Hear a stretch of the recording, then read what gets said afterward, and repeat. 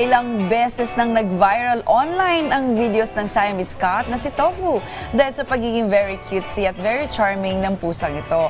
Kaya naman ngayong Wednesday Pets Day ay binisita niya tayo dito mismo sa studio. Napaka-cute nga. Kasama natin ngayon ang fur mom ni Tofu na si Teresa Bautista. At syempre, andito rin ang cute na si Tofu. Ang ganda ng mata ni Tofu. Oh, siya very behaved siya. Oh, welcome sa Rise and Shine Pilipinas. Hi, Teresa. Ay, balikan natin, Teresa, no? Paano ba napunta sa'yo si Tofu? Kwentuhan mo naman kami. Ano po siya, bigay po siya nung kapitbahay namin. Bigay Tapos, lang? Wow! Dinala po ni Mama sa bahay. Okay. Kaya nagulat po ako. Wala, may pusa.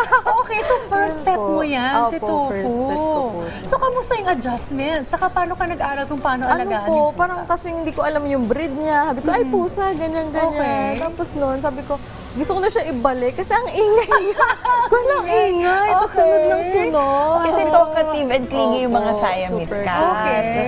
Pero sa after yung mga ilang months After ka na sabi ko, naka-adjust. ala, akin na to. Ganun. Okay. Yun po. Bakit Tofu yung pinangalan mo sa Kasi kanya? po gusto ko ka-name ko siya yung letter T. Tapos, okay. nung bata kasi siya, parang white, super white niya. Tapos over time, nagda-dark. So, Oo. di ba pag naluluto yung tofu? Okay. Ay, ang to. cute. So, Oo. paano kayo everyday sa bahay niyo? Sa tabi mo siya po? natutulog? Ganun. Natutulog po siya sa tabi ko. Parang sabay kami gigising. Okay. Pag kuwari, talaga late ako magising, magmamyaw na siya. Talaga? Alarm clock mo. Gising na ba? Gising na. Edi, pag gano'n na, bigla nang lalakas, meow! Okay, gigising na ako, gano'n. Sige, bangon na, gano'n po. Uy, ang daming views online ng mga videos Yes, nito. hundreds and millions ang inabot na kasi views. ng mga videos. Paano mo naisipan i-upload yung mga content Kasi na po to? parang growing up, parang gusto ko talaga magkapit. Kaso, syempre, bata ka pa, yung responsibilities. Tapos nakakapanood ako sa mga TV, mga TikTok. Ay, gusto ko din. Okay. Nung bigla siyang dumating, unexpected. Gusto ko na i-document journey niya. Kasi mabilis sila lumaki in just a span of 1 year. Kasi siya 1-year-old lang siya. Okay. Ang laki na Baby niyang pa. bulas. Oo, baby pa. Ang cute. So, meron bang pros and cons yung Siamese cat? Meron po, sa pros, parang siya, very affectionate. Pwede mong ganyanin. Kasi yung Oo, mga like a cats, baby talaga. ayaw nilang ihahag mo kasi parang ayaw nilang Very na- independent kasi Opo. generally ayaw among nilang cats. i-squish mo. Pero sila very affectionate, very loyal. Tsaka po, matalino sila. Kaya nila ng mga tricks. Ganun. O, ano mga tricks nito? Ang tricks niya, pag sinabi kong kiss, ikikiss niya ako. Talaga? Pero ngayon hindi, kasi Oo, medyo, medyo nahiya inaantok po pa siya. eh. Ganun po. Tapos sa cons naman, kung mababa yung pasensya mo, sa super ingay niya, kasi pag hindi ka po yung pusa, maingay siya sa gabi. So parang pag natutulog ka, mabubulao ka. Pero since kapon na siya, tulog na rin siya. Okay.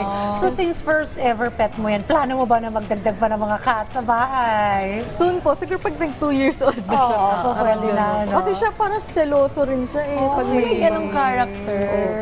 Okay, sa mga gusto mag-alaga rin ng Siamese cats, Sa ano mga gusto mapapayo mo sa mag-alaga, habaan nyo lang po yung pasensya nyo. Tsaka attention kasi sila, attention seeker cats. Kung wala kayong time, parang wag na lang. Oo, Ganun po. kailangan talaga tutukurin. Habaan ng pasensya sa kanila. Kasi para silang baby, super daldal, clingy. Sunod ng sunod, pati sa banyo, susundan ka. Ganun. Oh, parang may characteristic din of a dog. Oo. Ako kasi parang ayoko ng cats kasi independent. Gusto ko yung clingy eh.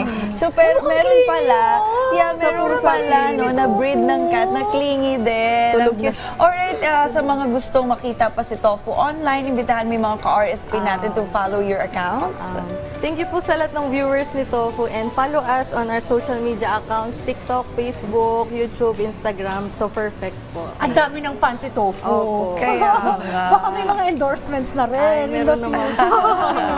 Well, thank you, Thank you Teresa, po. for visiting us dito sa Rise and Shine Pilipinas at saka kay Tofu.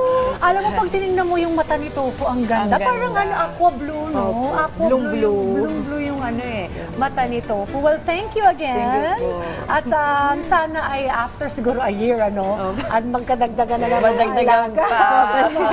Bumisita ka ulit. In the house. So, thanks, Teresa. Thank you po.